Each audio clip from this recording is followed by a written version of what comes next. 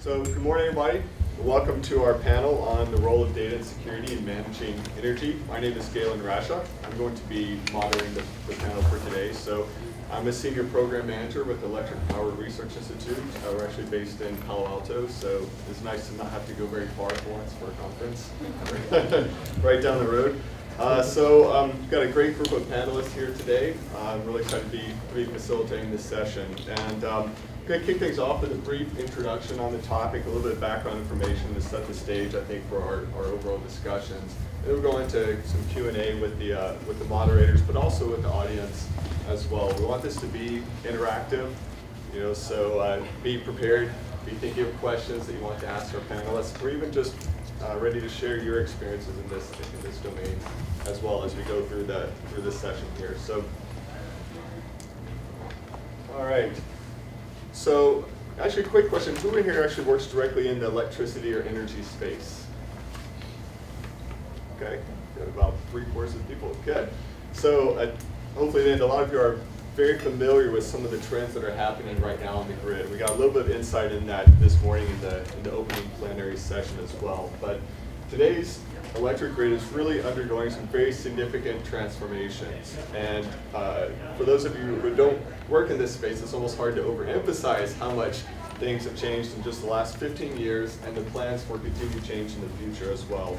So historically, the way the power system has worked is, electricity was generated at different power plants like nuclear plants, coal plants, gas plants, etc., transmitted over long distances over high voltage lines to primary load centers like cities, stepped down and then delivered to the end users. So very, very easy to draw the line from generation to consumption of power for that. And in general, consumers were just thought of as loads, really, and everything moved in one direction. And so a lot of the planning for that was done centrally, by the utilities. They'd look, forecast loads, plan loads, and do all the balancing for that. So it was all centrally organized. But starting about 10 to 15 years ago, more investments were being made in deploying what's then called the smart grid. It's still called a smart grid. Nobody really knows what the smart grid means. It's a very general term there. But with that, what everybody can agree on is that it's resulted in the deployment of more sensors, a lot more communications technology, and more automation on the grid as well. And so with that has developed what we at EPRI had termed an integrated grid. And so it's not just this one-way flow of electricity. Now we're looking at how the electricity, telecommunications, as well as customer local energy networks are all integrated in terms of producing power and consuming power within the grid. And so this is really a pretty big shift from the one-way flow of information and general and power as well to now bidirectional flows of power at the distribution level, as well as bidirectional flows of information from sensors, smart meters, etc. It allows us to do a better job of managing the grid. So one area that has enabled this is the integration of distributed energy resources. And distributed energy resources is a fairly generic term, but in general it's used to refer to like distributed generation, such as solar panels, wind farms, as well as distributed storage, which could be batteries in homes, large-scale battery installments as well. Some people might even term electric vehicles as part of a DER if you're actually using it as an energy storage source, for example. So a lot of things fall into that overall energy storage bucket. So what's been interesting is around the world, and of course in various states, there have been a lot of new policy incentives to reduce overall consumption, but also to deploy more of this distributed generation and storage and reduce overall costs for operating the grid. So you see this in California. Recently the California Senate passed mandate to be, I think, 100% renewable by 2045. And I think that went to the California House now. At the same time, we already have fairly aggressive DER goals and energy storage goals within California. Hawaii, I believe, is also 100% renewable goal by 2045. New York State has their own initiatives as well. And so there's a lot of changes happening. Other countries, of course, have their own policy goals as well. So what's interesting is that in order to reach these goals, it's going to involve a lot of third parties. A lot of third-party companies are now getting engaged in the grid in terms of deploying the solar panels, deploying the storage, and also operating and maintaining those systems. So this is a very very different way of running a grid from the way it's been in the past. So now you have basically a lot of companies that can produce energy, can offer energy services, demand response services, for example, and they're also producing a lot of data and control systems to be able to manage that. So now we've gone from this centrally planned and coordinated grid to one that's more of a loosely coupled set of third parties all producing power and trying to work together. And the only way that's actually going to work is by using the data that's produced by all these sensors that are monitoring what's happening on the edge of the grid, how much power is being produced on feeders, who's doing what, and being able to leverage those resources and have them move together in a very, very well orchestrated fashion. So from an engineering perspective alone, to me, I think it's just going to be fascinating to see how that how that plays out. But most importantly for this panel, we want to talk about how you go about managing that data, how can you leverage that data. So there are really three main goals or themes that we wanted to go over today. So one of them is, what are some of the innovations and new technology and data analysis techniques that can enable this integrated grid to operate and to also increase the efficiency of energy delivery operations. The second one is, what are the technical challenges to achieving the integrated grid? Where there's still gaps, where there's opportunities for innovation, where there are opportunities for new investment in the grid, for example. And then third, which is also very important, is how do we manage the security risk associated with this new type of grid? Because anytime you have more communications, more automation to lots of devices, more things generating data, making automated decisions, of course cybersecurity is a huge concern there.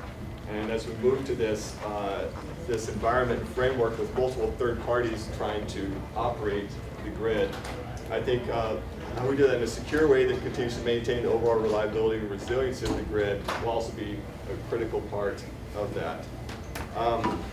So right now I'm going to go on and introduce our panelists here. Their bios here, unfortunately. Very long bios. I'll give you the brief version of those. So first we have Sheeraz Haji, who is founder and managing partner of Zip Dragon Ventures, which is a San Francisco firm providing seed capital to industry cloud startups. Sheeraz is an investor passionate about the power of software as a service to transform vertical markets such as energy, mobility, and buildings. Sheeraz has co-founded, operated, and invested in numerous startups. As the founder and managing partner of ZDV, Sheeraz has led investments in 10 industry cloud startups. That's good. And often represents ZDV as on the board of portfolio companies. Sheeraz earned degrees in environmental engineering from Brown University and Stanford University. All right. Next is Gabriel Paun. I got that right. Yes. Who is a geographer. I was telling you, it's the first time I've had a panel with a geographer on it. That's a new thing for me. So he's a geographer, a geospatial technologist, and entrepreneur. In the world of sensor networks, IoT, and big data analytics, he believes that the time has come for geographic information systems, or GIS, to become the platform of choice for valuation and engagement everywhere. So in 2013, Gabriel founded Arini Geographics, is that right? A consulting company that develops enterprise geocentric management systems for a wide variety of applications such as urban design, facilities management, emergency response, utility operations, marketing, and public outreach. So it also helps businesses and communities sustainably realize the full potential of their geography. Gabriel has a BS in geography from the University of Bucharest in Romania and earned his geospatial information system certification from San Francisco State University in 2003. All right. Now, our next panelist is Jenna Goodward. Jenna is a senior program manager at Microsoft, where she works on renewable energy and smart grid initiatives. She began her career in environmental finance and has worked on changing our energy systems from all angles, finance, hardware, and software. Prior to joining Microsoft, she worked and consulted for Autodesk, Calpine, Internoc, Solar City, Sun Thunder, and the World Resources Institute. She has undergraduate degrees in environmental economics and an MBA from UC Berkeley. All right, and our fourth panelist here is Sean Peisert, who is jointly appointed as a staff scientist at Lawrence Berkeley National Lab, chief cybersecurity strategist at CNIC. Got it. Okay, and director of the CNIC YesNet Joint Cybersecurity Initiative, and also an associate adjunct professor of computer science and faculty member in the graduate groups in computer science, forensic science, and health informatics at UC Davis. His research interests cover a broad section of computer network security. Some recent projects and research interests include intrusion detection for control systems and smart grids and power grids, techniques for insider threat detection mitigation, and security in high-performance computing and network environments. All right, so Sean's received his PhD, master's, and bachelor's degree in computer science from UC San Diego. Wow, that was a mouthful. So as I mentioned at the beginning, it's a very distinguished group of panelists. I think we have some great resources here, and so as we go through these sessions, again, I want this to be interactive, so I'll ask them questions, but then I'll also open it up for the audience to ask questions to them as well, to follow up on some of their perspectives too. So let's kick things off here. I thought we'd do a little bit of role playing with the panelists here. So let's say that I'm the CTO at a utility. Say a very large IOU, so I've got a lot of resources to make investments, but I'm also very concerned about what's happening on the edge of my grid here. So I'm just gonna ask the panelists, if you were sitting down with the CTO, with me, you have a power utility, you have 5 minutes of the time, what is the technology or application that you would tell them that they must have to improve how they manage their data systems and or security for their distributed grid edge operations? So 5 minutes. Make a pitch. So, start with that, Sheeraz.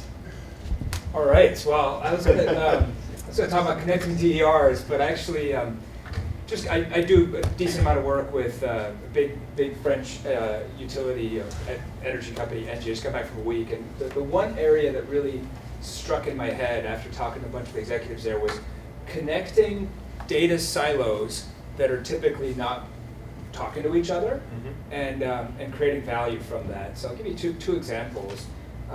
One is basically doing maintenance. So they operate big wind farms, and there's a project team that's trying to figure out, can we maintain the wind farms and schedule that when the wind's not blowing?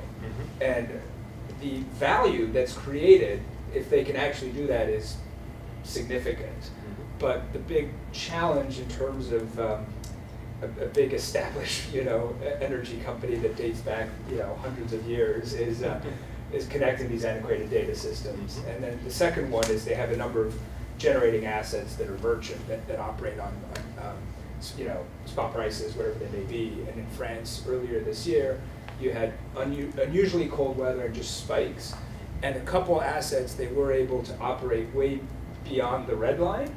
And the amount of additional euros they made from that was staggering. So again, that required somebody saying, hey, what are the merchant prices, what's the day ahead, and let's change our generating asset operating playbook based on that to make more money. So those were my 2 nuggets from last week. Interesting.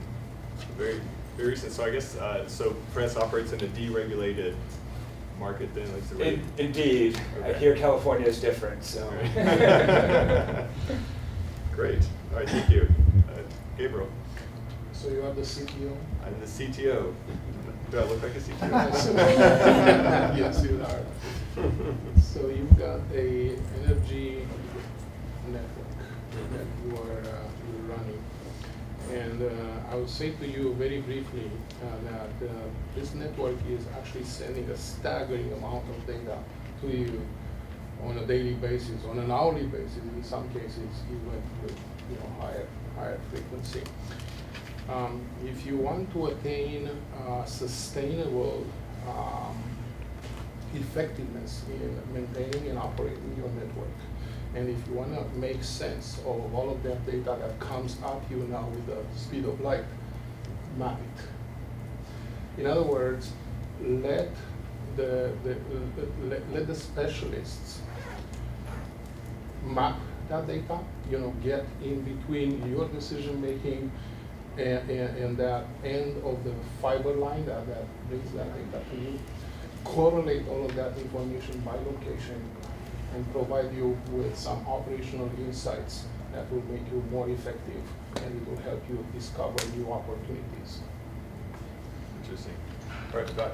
So for a real utility CTO, I'd probably also just be very concerned about the quality of my GIS data, if it even exist, right now. So It does exist, and we, specialists in the field such, I've been always concerned with data quality. I used to tell, new people that I'm interviewing and I'm hiring that, working with me, you really have to come with a obsessive attention to details. That is something we value greatly because it is one of the most important things that play a significant role in attaining that operational effectiveness that ultimately we supply to our customers. Data quality, particularly in my field, has been a mixed bag. And when I founded RE Geographics 4 years ago, this is truly one of the pillars of our company. We have developed a proprietary system for assessing data quality, particularly geospatial data quality, which is something that our customers come to hate at first, but then come to love after. And then we have developed multiple techniques through which we address what we might find in gaps in data quality. Very important, quickly, because of the evolution of the technology and particularly the evolution into the infrastructure that we run on, we have migrated towards real-time data quality assessment and data quality control, literally embedded into the geocentric management systems that we are building. That's a paramount, actually, for everything we are doing. Excellent. I'm sold. Thank you. All right, Jenna. At the risk of being boring, I'm going to recommend that you invest in a DERMS. Okay. Distributed Energy Resource Management System. So recent surveys by Utility Dive show that only 3% of utility executives do not believe that their business model needs to fundamentally change in order to accommodate DERs. And in order to really get the benefits of integrating DERs into the grid, you have to have a fundamental base layer that can connect to them securely, forecast their behavior, optimize their behavior, and then even potentially exert control over DERs and or other grid assets. So DERMS come in many forms. Some are in the cloud, some are on-prem, some are part of an ADMS, which might be the right answer for certain utilities. Some are more lightweight and able to just kind of perform the DERMS only use cases, and that might be the right case for certain VPPs or aggregators. But I think you would be surprised how many utilities actually do not have a DERMS, even very large IOUs in this state. And so I think that fundamentally is an absolute necessity in order to break down that black box with behind the meter assets, connect to them, make sure that they don't cause problems on the grid, but even more importantly, that they can be grid assets providing capacity, energy, and ancillary services.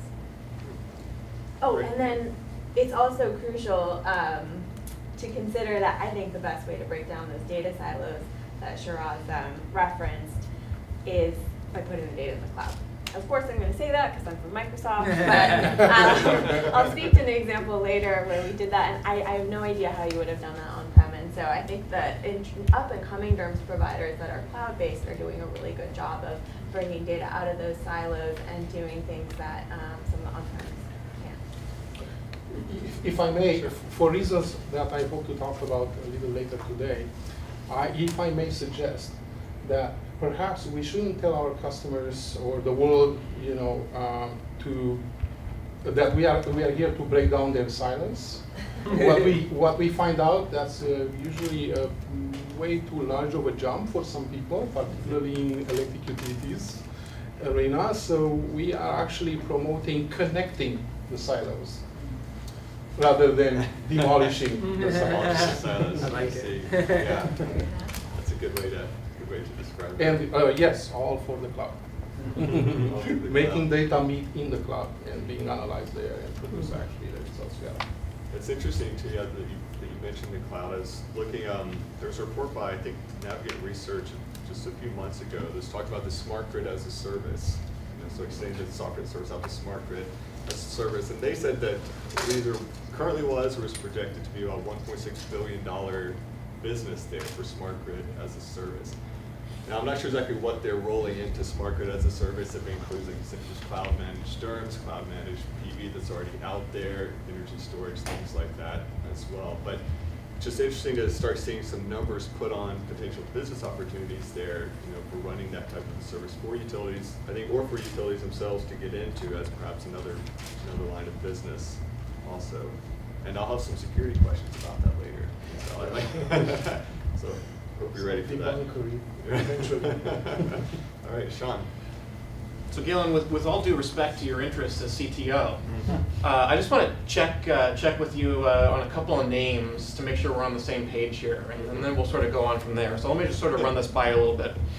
All right. UK National Health Service, Sony, Yahoo, Office of Personnel Management, Target, Home Depot, DNC, RNC, Anthem, eBay, UCLA Health. Okay, with those out of the way,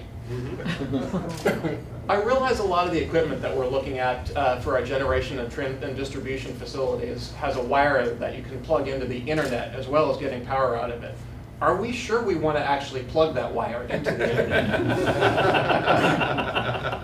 So it's okay. Right, let me call my CISO. And we can answer that question. It's okay if we do. Mm-hmm. And I see a lot of value in your interest in wanting to do this in terms of energy efficiency, in terms of pricing, in terms of real-time awareness and resilience of the grid as well. And there's definitely a lot of value in exploring those ideas. On the other hand, anytime we're looking at plugging some of these devices into a network, which sooner or later, let's face it, is going to mean the internet, I would ask, is it worth it?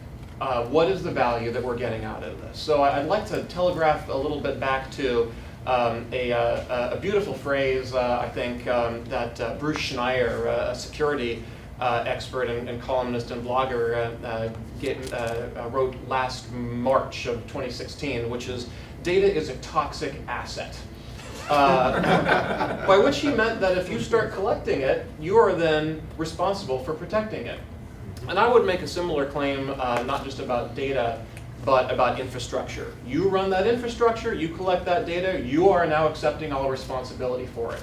So what value are we getting out of collecting that data or plugging this device into a network? And it may be worth it, and it may be not. But I would ask you, in every case that we are looking at, in terms of that wind facility, in terms of that solar facility, and in terms of this microgrid that we're looking at setting up, what is the energy efficiency or the cost benefit or the resilience that we're getting out of doing that? And I think in some cases the answer is likely to be yes, and in some cases the answer is likely to be no.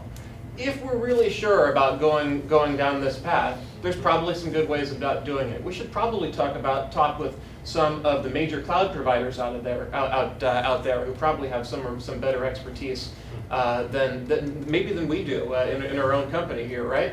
And they can probably help consult with us on maybe some good ways to do that. Even then, we probably still don't want to put all of our eggs in that one basket, right? And we have to think about that. And in the same way as if I was talking to the CTO of an election commission that was telling me, yeah, next election we're going to internet voting, I might ask them to think twice about that. Right. Great points, and I think you're right. As we look at this move towards having more cloud services and how we want to manage these grid edge services, they said asking those questions first, understanding our security risk going into it, and doing that benefit analysis will be absolutely critical. And I didn't hear you mention any Ukrainian utilities in your list. Oh yeah, no, I'm sorry. That was actually one that I omitted. Yeah. Yes, maybe. Well, I would mention it, but I'm not quite sure how to pronounce the names of some of the Ukrainian utilities that were attacked. So, for those of you who are in the security space and watched the headlines, you may have seen some news a a little bit of buzz this past Monday after some technical details were released on an attack against one of the Ukrainian, I believe, transmission utilities that was attacked in December of 2016. So if you're not aware, that was the second attack in Ukraine. That was a cyber-based attack that impacted the delivery of power within the Ukraine system. So for the second one, the one just this past summer, we've been waiting a couple of months to hear more details about how it was done, and it kept fairly quiet actually for a long time until Monday. There was kind of a big splash, and it turns out some groups have been doing some have been analyzing the malware that was used and comparing it to the previous attack. And in this particular attack, they basically developed a malware framework where they had interchangeable modules and payloads that could be used depending on the devices that were targeting or the particular protocols that were being used on that as well. So there's a significant step forward in the maturity of the malware and the overall cyber attack. And that's what got people's attention, not the fact that you could just do a cyber attack that could turn off some equipment, for example. But the fact that the amount of investment that has gone into both of those attacks has clearly been significant, and it's been by a very organized group as well. And so the concern then is that the second version of this could be used against other companies, other critical infrastructures as well, because now they have a framework, again, where they can swap out payloads and just moving up the maturity line on something that's targeting electric systems specifically.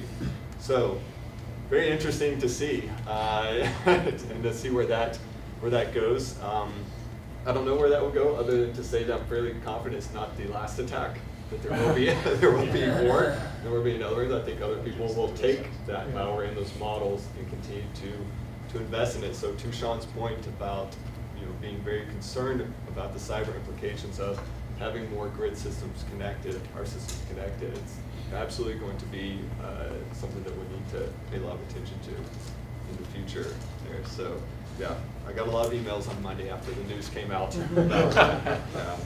So good. So with that, I wanted to go on and actually turn to our audience for a while here also to see, we've heard a lot of different technologies and perspectives now from our panelists. So I'd like to hear from you, like, are there some key points or technologies that the panelists mentioned that you'd like to ask follow-up questions about, or maybe as we're deploying more IoT and grid edge devices in general, like what do you see as some of the key cybersecurity and data management challenges? Open up. Yes? So I've heard from some clients and some other folks out there that people aren't really willing to pay for added cyber services. They think it should be embedded in whatever you're selling. How can that be? The end game there is we have a total mess. How do we deal with that? That people understand that it's an important thing, it's scary as all hell, but no one's willing to put any dollars into it. We're specifically focusing on DER. Okay. DER. Great question. Sean, you want to answer that? So I think you could apply that to just about any sector, by the way, right? We're certainly not just limited to power grid cybersecurity here as well.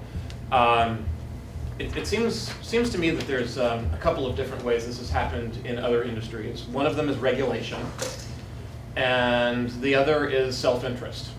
And so, for example, my sense for the financial industry is that there's been a combination of relatively strong regulation about these things and a lot of self-preservation. My observation has been that banks and financial organizations, Visa, other sorts of things, tend to be doing a very good job of this because they feel that they are not going to survive without this. And maybe that's coupled to regulation, but the reality is that it seems like they've figured out that this isn't going to work without them. In contrast, in the power space, it's a lot more mixed than that. There seem to be a lot more, a lot weaker regulations in many parts of the federal space. A lot of them have come a lot later. The problem is less well defined. We do seem to be making progress. These regulations are evolving and we're improving them as they go along. But based on the incident that Galen has just referred to earlier this week, I think there's clear evidence that it's not fast enough. It strikes me that we probably need some sort of fairly urgent summit of some kind on these things to essentially say, okay, regulations are changing right now, and we need to work with industry to solve them. And if we can't work with industry to solve these things, much in the same way as if we go back, what was it, 2-3 weeks ago to the ransomware in the UK, where doctors were going back to paper charts because they couldn't get access to their electronic records. That's not the craziest thing. And I mean, the reality is if we got hit with a cyber attack, we might have to go back to manual operation anyhow. And so the idea that we need to prepare ourselves for that eventuality if the vendors and the utilities aren't willing to work together with the regulators to find a secure solution, something's going to change for them if they don't do it themselves.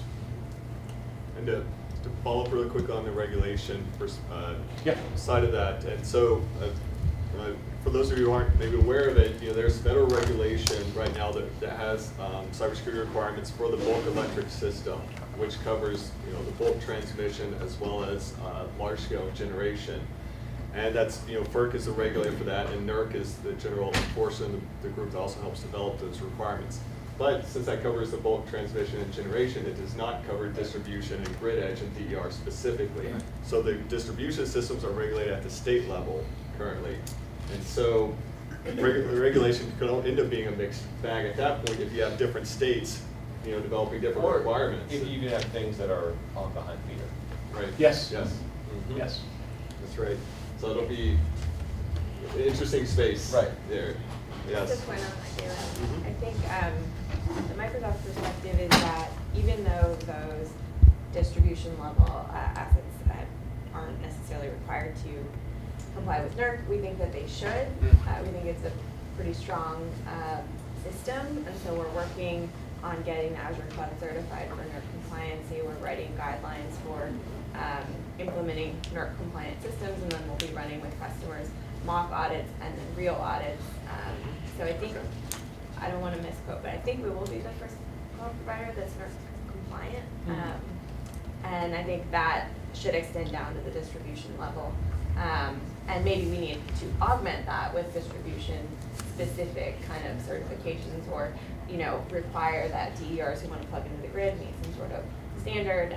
And certainly we need to certify and do secure device provisioning for all IoT devices that are plugging into the utility network. But I think NERC is a good basis to extend down, and we're working on that. It'll be interesting to see how that plays out. I mean, given that the distribution grid is so much more geographically spread out in terms of its topology and complicated in terms of its maps, or if maps even exist in some cases, right? That trying to identify all of the different systems and arms and tendrils within that and applying the same standards to it will be hard. But that's probably what's needed. It's hard, but Most utilities today have pretty advanced geographic information systems. Some of them well integrated with enterprise asset management systems as well. And some of them even touching the IoT aspect of things. So they are actually getting a lot of data about their distribution activities and their network, sometimes in real time. Some of the cities in California and around the country own their own electric utilities. I see Palo Alto here is one of them, Santa Clara is another. What I find, and the reason you don't actually see these maps and the systems is because they are made to be compliant with NERC, FERC, state, and even their own regulations. So they are behind the firewall at this point. They are exclusively being used by the utility itself. Of course, we would like to see interconnectivity. We would like to see collaboration, interagency, and even beyond that. But what I truly want to say is regarding security, at least from my perspective, traditionally GIS and IT in a local government organization setting were two separate things, two separate groups many times, and at times a little bit at war because we like openness, security demands kind of comes in conflict with that. And what's been happening and what we've been advocating for and building systems, you know, we eat our own cookies in a way, is much closer collaboration and integration between IT, particularly infrastructure, and GIS. So we remain compliant with security requirements, while we actually also provide access to everybody who have to have access to that information, including mobile, including, you know, the guys in the truck in the field trying to repair something. So that as this collaboration actually is being understood by, you know, local governments particularly, and made happen, I think everything, connectivity and security is going to improve. I have a question for, I kind of follow up that, a question for Sheeraz on that. So, you know, as a VC, you get pitches all the time from IoT companies, industrial IoT companies. You know, how many pitches do you get from security startups trying to solve some of these challenges? Yeah, I think there's a lot going on in security. It's not been my area of expertise, but there's been a lot of really positive outcomes. A friend of mine invested in a company that Microsoft bought Analog. That was, you know, so I think there's a lot of interest, or either, you know, investors chasing that or entrepreneurs chasing the dream. And I think the gentleman's question there has been my challenge. I was a startup CEO, maybe a 2-minute sidebar here, running a vertical SaaS company selling software, very early days, founded in 2000, convincing big nonprofits, and nothing to do with energy, but Red Cross, AARP were clients. We'd go and say, hey Galen, the cloud, this is awesome, all this, you know, value connecting, you know, connecting data, you can create a lot of value, help you do this all online. And they'd say, is my data safe? And I'd say, yeah, trust me. Right. We've got like the greatest things, awesome, you know, Oracle at the time, you know, and it was like, and then we got hacked. You know, literally was driving to a volunteer event, and my CTO, I was running the company, CEO at the time, CTO was, Sheeraz, the Russians hacked us, they took all our data. I was like, ha, Bill, that's funny, it's not April Fool's Day. But I literally had to go fly around and sit in front of AARP, Red Cross, say, you know how I was the guy who was telling me it was all safe? Well, it wasn't that safe. They, you know, some people took the data. So I think, you know, to your question of like, how, once you get that experience, you're like, oh my God, I'll spend some money. But until then, so that's my challenge as an investor, trying to understand these different opportunities, different ways. It's like, what's the business case, how you do it? I totally see how Microsoft and GE's Predix are going to embed this into their underlying infrastructure. Harder for me to personally pick that out. So yeah, as an investor, I focus more on the application side of it. Okay. And I think also we've talked some about regulation. The other side of the space is certification. You know, there's some standards by IAC, for example, most recently by Underwriter Laboratories. There's a security certification for network-connected industrial devices as well. I think one company recently got through that certification process. So that could be another, you know, so the different ways of looking at it besides just viewing regulation. It could be that part of the regulation requires some certification from, you know, some third party or something to those requirements as well. So I think that would be very interesting to watch to see if people start to pick up on some of those and see it as a market advantage to have that certification or not, because they're not cheap to go through. So, great question. Any other questions from comments from the audience? Galen, representing the utilities, you're you know, in the hot seat, really. Yes. Because you're on the one hand expected to interconnect and DVR and all that, with everything we're talking about here, but as a matter of public security, you would probably be in the Public Utilities Commissions and the California Energy Commission, or various energy commissions, would probably be the most conservative organizations in terms of exposing their assets, the grid, the power off or going off in the hospital, of anyone. So, and maybe this is a question for Sean as well, but if you could take any institution and expose it to some level of risk, wouldn't your industry be the least risk averse, and wouldn't you want them to be the least, or the most risk averse?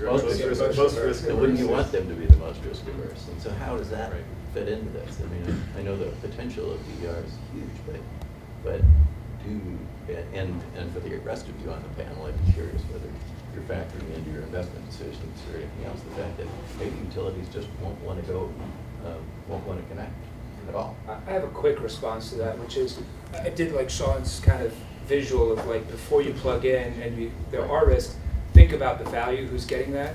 So with NG, we invested in Opus One, which is a company that's trying to model, and you guys may be more deeper experts here, from the utilities perspective, what's the value? And obviously, the intermittency of solar, we understand that there's huge value to the utility. So that's one of the things that we liked. It wasn't just saying, hey, go to the customer side and say, how do we connect your assets? It was saying, this is going to be hard to get utilities to really jump in hard. So if as a startup we can, they can really do some critical modeling of the value and the risks, that might make it a lot more attractive for them to jump into this scary world. So although typically they're compensated based on their return on their invested assets, which is a little different. Maybe you're taking that into account. How I think that's a challenge. Right? My example, even though Galen was right to say IOUs, I ignored that, and I used my example of data silos of a deregulated market. And I think in terms of Opus One, most of what they're doing right now is interesting pilots. New York Rev and other places where there's a lot of experimentation. So I think the business model is a challenge for sure. I don't want to take Galen off the hot seat.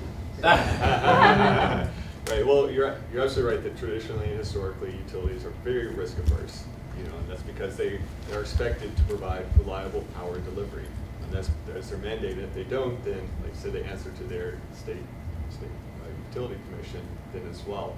And so sometimes it almost feels like there's a conflict then between those expectations on utilities and the policy mandates, which will, I think, demand that third parties be involved in owning and operating some of the DER that's going to go out there. And it will not happen that a utility will 100% own and manage all the solar grids going on. You already have solar aggregators that are playing that role right now, and they are connected to the grid.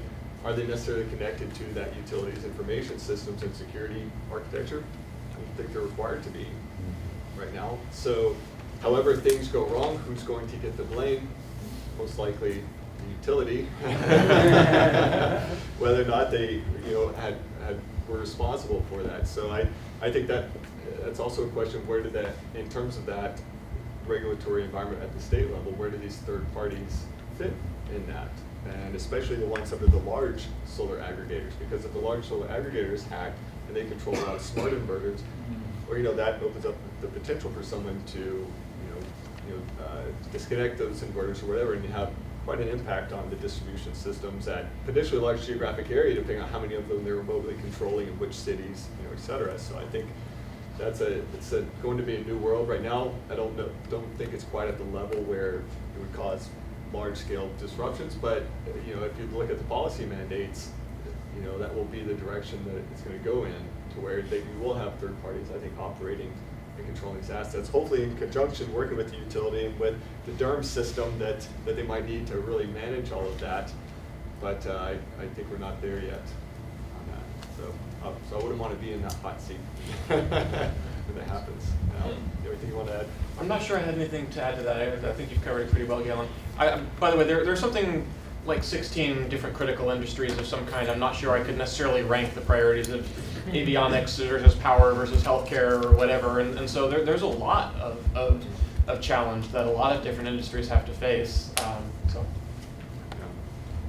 So yeah, I think as these policy mandates really start to drive the market, drive in large-scale investment in these systems, we need to get in front of that from a security perspective. Also, just understanding roles, responsibilities, and again, in this multi-party grid, and understanding how that security framework needs to be set up across all the players there.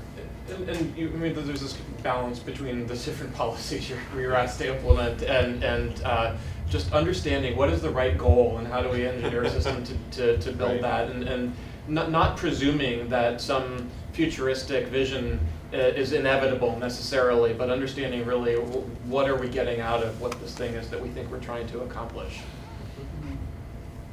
Good. All right, any other? Yes. I think that, I'm with GSA, and we're very committed to smart connected buildings. And in aggregate, I think these technologies do deliver a very compelling value proposition. The challenge that I see with cybersecurity is that there's literally hundreds of thousands of these kinds of smart devices that in aggregate deliver this value. And yet your cybersecurity is only as good as your weakest link. And these technologies are constantly changing. Like the model cycle for an IT-enabled piece of technology is a year. For us, it's taking us a year just to clear them. So I'm just sort of wondering, as we evolve, how do you see, what are some strategies that companies, let's just say UL was to really sort of take off and sort of certification was sort of to happen. What do you see as that sort of future landscape, and how would it be that? I've been talking a lot. Does anybody else have comments? Jenna, do you want to? I'm not a security expert at all, so I will stay high level. But I think there's some very interesting work being done with embedded systems in the hardware that are pre-secured, and then the ability to do device provisioning and permissioning that connects with authenticated keys and multiple types of encryption to those devices, and can try to ease that onboarding process. So Microsoft's doing some work on that, and I think a lot of others are as well. So Galen brought up the point of all the different types of devices that we can acquire, and some are in front of the consumer, and some of them are behind the consumer. And when you think about the fact that you can buy stuff from the drugstore and plug it into your home, and it can affect the power grid, that's a problem. And it's a different thing when it's potentially a large vendor that takes some of these problems seriously, and the UL stuff might apply. I do question as to what the process for Underwriter Lab style certification for cybersecurity might look like. There is an effort going on with that right now, by the way. There's a guy who goes by the name of Mudge, whose real name is actually Peter Zatko, who's in fact investigating the security of security tools, essentially for the U.S. government, I think, for the most part right now. One of the interesting comments, this came from last year, Galen, you may be able to correct me on this, was something like 1/3 of all of the vulnerabilities in U.S. government systems are from the security tools themselves. So you have a problem when you wind up with that sort of solution. What does the future look like? I think we're making some slow incremental progress. You see something like the Intel's acceleration of encryption baked into their chips, so you can start getting full disk encryption. That came about 5 years ago or so. The new Intel SGX process that takes some of that stuff a step further. The fact that, there's a thumbprint reader in some of these devices, and so you don't just have everybody's passcode as 1, 2, 3, 4 necessarily to get into their system. I mean, there is slow incremental process, and perhaps we can bootstrap future systems on top of that. We don't seem to be moving quickly though, but perhaps the future will build on some of these technologies that do seem pretty robust. Please. Also at high level, connectivity, it is going to happen. Yes, utilities, generally speaking, are the most risk adverse, and they will tell you that they do not want to be connected to anybody, to anything. They do not want to share anything. And often today they actually put NERC requirements in front of you to make the point. But the reality is they will be connected. They need to be. Robustness. It's something we don't talk about much. We talk about reliability. I don't think robustness and reliability is the same thing. And you do not get a complete understanding of how to even think about making your system more robust unless you look at it in its whole aspects, and you look at it connected as it actually is. Think about it. There is no independent, system out there. They still, trade energy with each other and so on. They are connected, and the information systems will follow. the need for robustness is one of the drivers. And then there is the need for effectiveness. You know, we want energy, but we want more of it and cheaper. So our systems and the operating of the energy systems will have to be more effective. And ultimately, they will have to be sustainable. So all these things demand connectivity. And with that, I think the time is coming, or has come already, to ask device vendors, device maker, to embed security at the edge, at the device level.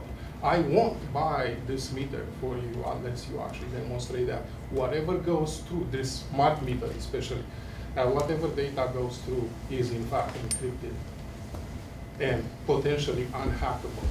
I know that's a tall order. I understand that, but I think the more barriers we put, you know, in front of criminals, basically, the better we are. And I believe that the time has come to increase connectivity and move security at the edge. And then another aspect is connect all of these data feeds, connect them in real time, correlate them in real time, analyze them in real time, and look for the outliers. You know what your normal operations are. Geographers know how how elements of nature are actually connected and what is real and what is not. Understand that and then look for the outliers. Because more than likely, somebody trying to hack into some edge of your connected everything will leave a trace. And the sooner you get on it, the better. I think an interesting follow-up to that also is, if you think about how dynamic of a space it is for the Internet of Things space, and even some of the people get involved as various DER manufacturers, there's an open question as to how many of those companies, I guess, will be around in 5 years, when their devices will still be around in 5 years. And so in addition to looking at encryption and authentication, you know, there's a lot of other security activities that need to happen, like patch management, for example.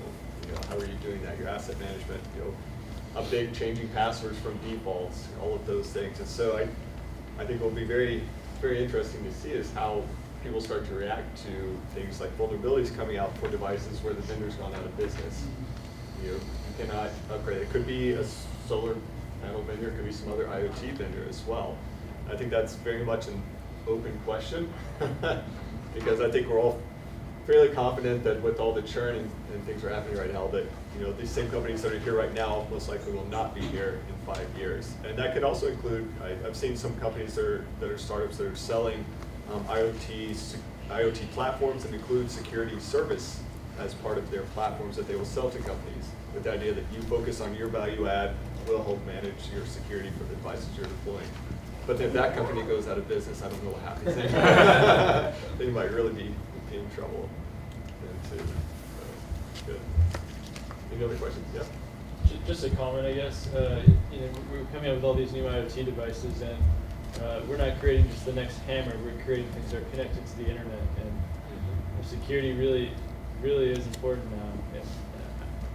And I just see that companies, they're struggling to focus on the hardware security portion because it's just more expensive than it has more fixed costs, new product cycles. So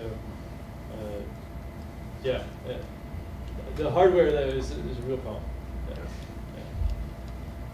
agree. The price points are different for IoT devices than for even things like smart meters. And like I said, investing in hardware-based security on systems where you would expect to pay a quarter for the processor instead of $1, you know, it's not right. It's not going to happen in that space. So I'm not sure it would take something to change the economic value add of security, I think, to make that happen, and which hasn't happened yet that I've seen at least. But yes. To the extent that the market's moving more towards more local, independent microgrid systems, do you envision that that's going to increase kind of the level of complexity and diversity of the ecosystem and might help with cybersecurity, or is it like assuming that there will be local efforts to increase cybersecurity, or does it merely increase the risk of the major breach? That's a great question. I mean, I'm not a deep expert in microgrids, but from what I'm hearing from Opus One and others who participate in this, is in the U.S., this sort of totally independent islands is quite rare, and maybe that's outside of the U.S., so it's going to be much more of the microgrid campus, but that's connected. So I don't know that solves it in any way. I do think, as I reflect on like where does this go, maybe Kevin's question a little bit earlier, is I think there's a beautiful opportunity for maybe a Microsoft, AWS, Google or GE to create a brand around these IoT platforms. It seems like it's still quite an immature layer. So as people do deploy microgrids that are somewhat also hybrid, that is ultimately what people rely on, is saying, hey, I'm going to ultimately not try to audit every single connected device and is every single one, but I'm going to trust a branded big company for that. And so it seems like that's an interesting role for Microsoft to play. I think it's both a challenge and then there is an opportunity. And Sheeraz just pointed out, turning the challenge into the opportunity. The other opportunity, I think, is that yes, the complexity may make us more vulnerable, especially if we don't treat it carefully, but DERs themselves can make us more resilient. You think about the big blackouts in New York, the places that had power were the hospitals and places that had cogen and CHP and backup generators. So that's a silver lining perhaps, but we have to very much address the increased complexity with all these ideas that folks have been talking about.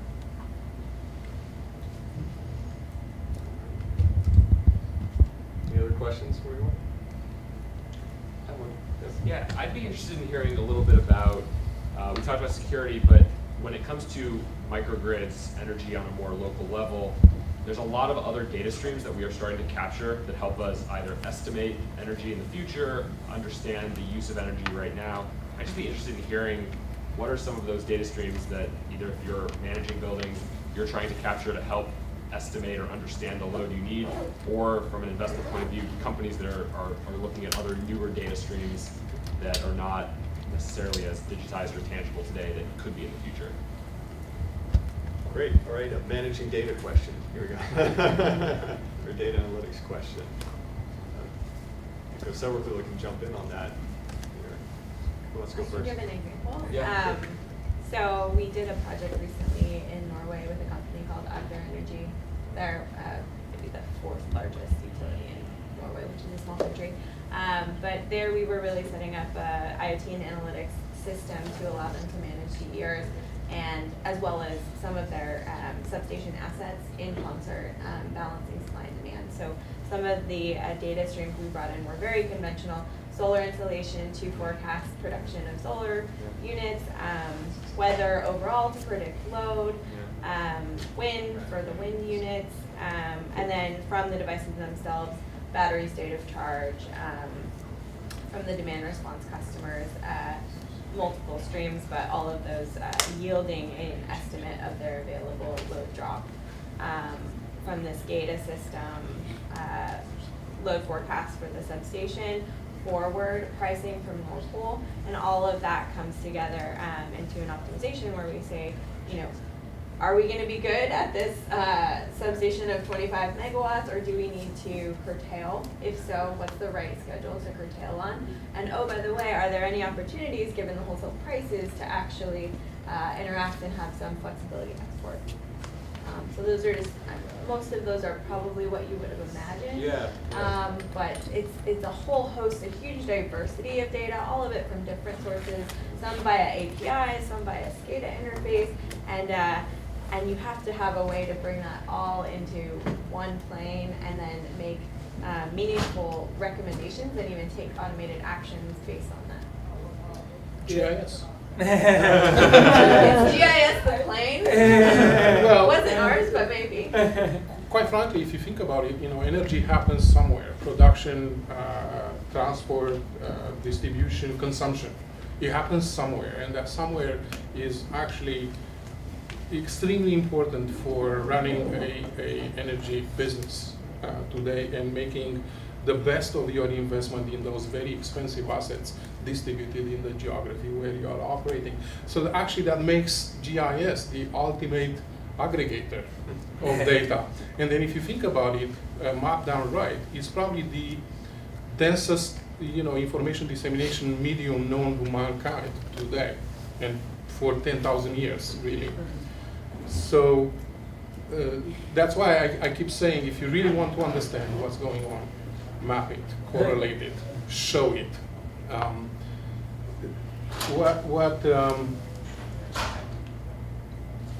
Jumping away from your question, what we haven't really discussed about today, and I think it's very important for the security of the whole thing, is education. User education at all levels of the system. Think about the guys in the truck out there, trying to repair something, not really getting connectivity to to the information they need to actually figure out, what is installed there. To the ability to click on a map and get to the as-built for that particular device they are trying to fix, and they cannot get connectivity. Eventually, they will, fall back on some sort of public Wi-Fi because the Starbucks is nearby, and that's, I think, perhaps the greatest danger of security. That. Good.